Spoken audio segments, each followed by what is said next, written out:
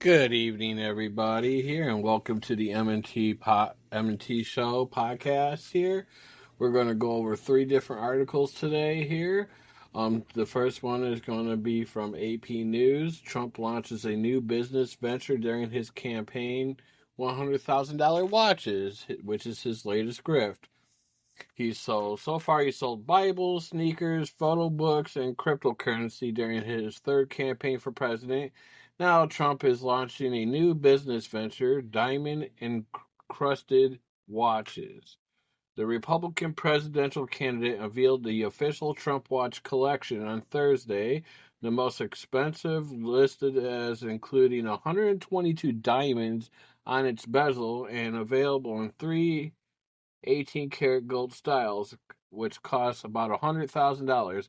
Another fight model is listed at $499. Trump has hawked a series of branded products since he launched his 2024 White House campaign following his long tradition of melding his political and business interests. Thursday's launch, coming 40 days before Election Day, could open him up to criticism about monetizing his campaign, particularly as he makes an argument that Vice President Kamala Harris is out of touch with Americans' economic struggles. While websites for the various products note that proceeds from their sales do not directly benefit Trump or his campaign, they also note that each is subject to a paid license agreement. That's the same mechanism that allowed Trump, well before he entered politics, to profit for years from sales of everything from water, vodka, and steaks. Earlier this week, he announced the sale of $100 silver coins bearing his face.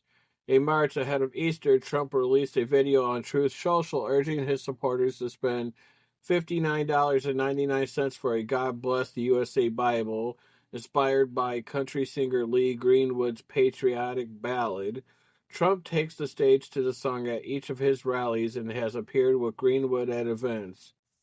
In February, he hawked new Trump-branded sneakers at SneakerCon, a gathering that bills itself as the greatest sneaker show on earth. The shoes' shiny gold high tops with an American flag detail on the back are being sold as Never Surrender high tops for $399 on a new website that also sells other Trump-branded shoes and Victory 47 cologne and perfume for $99 a bottle.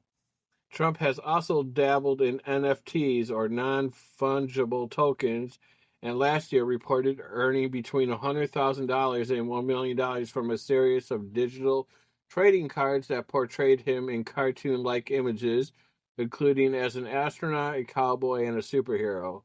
Some of those items, including the coins, sneakers, and Bibles, were listed as affiliated with CIC Ventures LLC, a company that Trump reported owning in his 2023 financial disclosure. Has a similar arrangement with 45 Footwear, which also says it uses Trump's name, likeness, and image under paid license from CIC Ventures LLC, which license may be terminated or revoked according to its terms. The items have gone out for sale in the wake of $489 million civil fraud judgment against the former president, which a New York appellate court on Thursday appeared to be open to reducing or reversing. According to a disclaimer on a sales website, the watches are covered by a similar agreement to license Trump's name, image, and likeness, and proceeds from their sales do not go to Trump's campaign or the Trump organization, and are not designed, manufactured, distributed, or sold by Donald J. Trump, the Trump Organization, or any of the respective affiliates or principals. Instead, the Best Watches on Earth LLC, the company listed as the sales entity, says it uses the Trump name, image, and likeliness under a paid license agreement, which may be terminated or revoked according to its terms. Trump watches are intended as collectible items for individual enjoyment only, not for investment purposes. A spokesman for the Trump campaign referred questions about the licensing deal to the Trump Organization, which it did not immediately return a message seeking comment. The Best Watches on Earth LLC also did not immediately respond to an inquiry on the deal via its website. So I'm like, Trump keeps grifting, and he also has those boxes of cereal that are $25 for a box. And his supporters are out here screaming, oh, well, we can't afford gas. We can't afford our groceries. We can't afford a vacation. But they can afford a $100,000 watch. They can afford a $400.99 watch. They can afford a $25 box of cereal. They can afford everything else. Maybe if you stop buying all this Trump merch, you would be able to afford your gas and your groceries. So we're going to go on to the next thing here. This was reported out of Georgia today. Georgia abortion ban struck down once again in ongoing legal battle. This one comes from Axios Atlanta. A Fulton County Superior Court judge struck down Georgia's 2022 ban on abortion after about 6 weeks of pregnancy on Monday, the Atlanta Journal-Constitution reports. Why it matters? As a result of the judge's decision, abortions are now legally allowed until about 22 weeks of pregnancy per the AGC. What they're saying? When a fetus growing inside a woman reaches viability, when society can assume care and responsibility for that separate life, then and only then may society intervene, Fulton County Superior Judge Robert McBurney wrote in the order issued Monday. Catch up fast. The law was sent back to Fulton County by the state Supreme Court and allowed to stay in effect over a different argument last year. That decision was about a prior 2022 ruling from McBurney finding the law to be unconstitutional. Abortion rights advocates said at the time they plan to continue challenging the law using different legal arguments, including whether it violates Georgians' constitutional rights to privacy and equal protection. Zoom in. The state law prohibits abortions once cardiac activity has been detected in an embryo, generally at about 6 weeks, which is before many people know that they are pregnant. Because by the sixth week, women are usually finding out they are just pregnant here then. Since it went into effect, Georgia's monthly abortion totals dropped by roughly half, according to the Society of Family Planning. And here is another article. This one is coming from Reuters. The title of it's called Biden Acts to Keep Asylum Ban at U.S.-Mexico Border in Place Longer.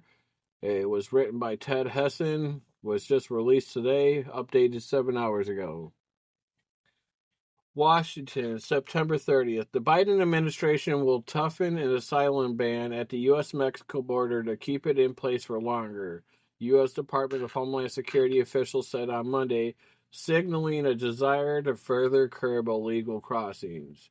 The change, effective just after midnight, will leave asylum restrictions in place until arrest of migrants crossing illegally drop below a daily average of 1,500 over 28 days, lengthened from the current 7-day period, one of the officials said on a call with reporters.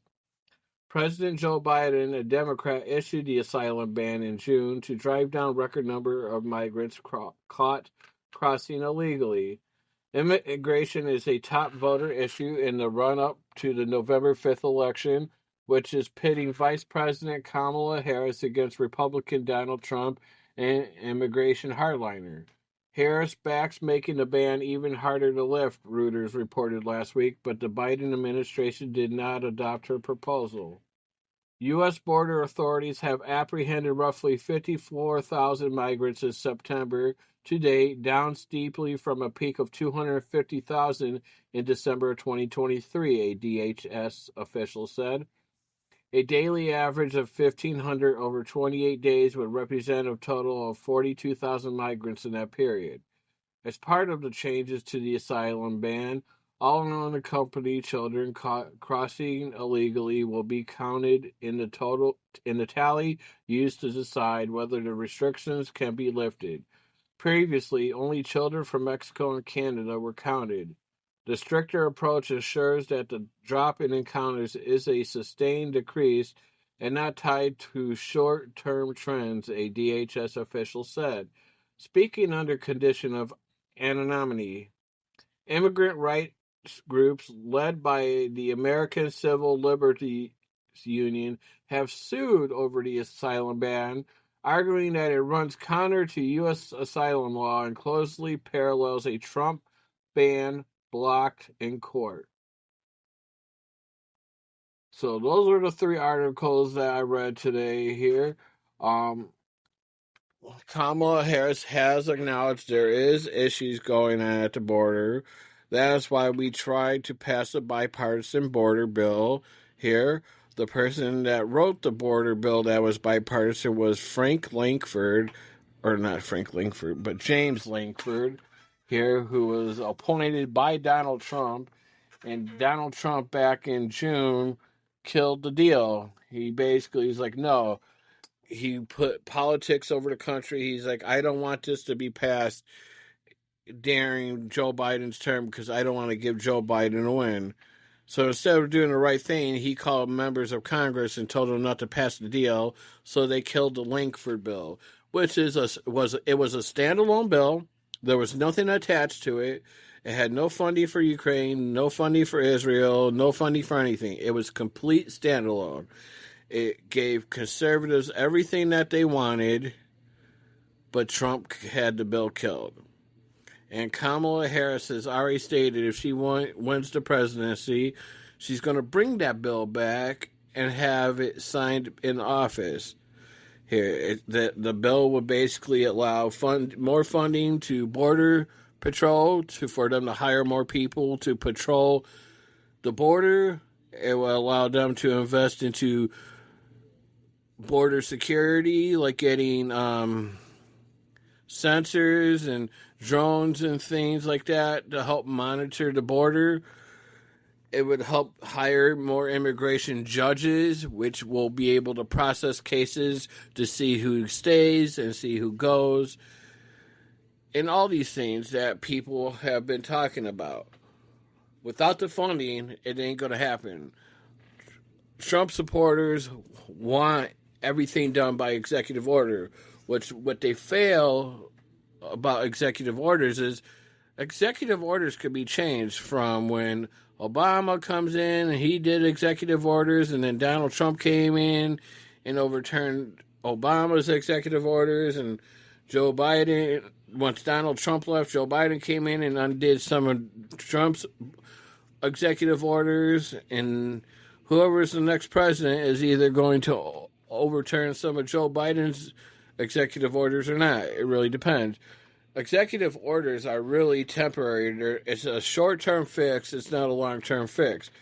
Things that are long-term fixes is legislation, which is passed through Congress. Who is in Congress? That is the House of Representatives and the Senate.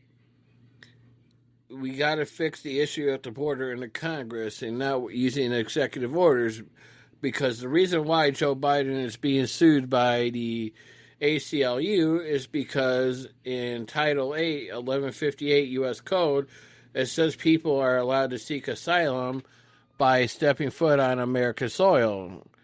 And Joe Biden's executive order goes over what is written into law. So that's why he is being sued, just like Donald Trump got sued with his as well.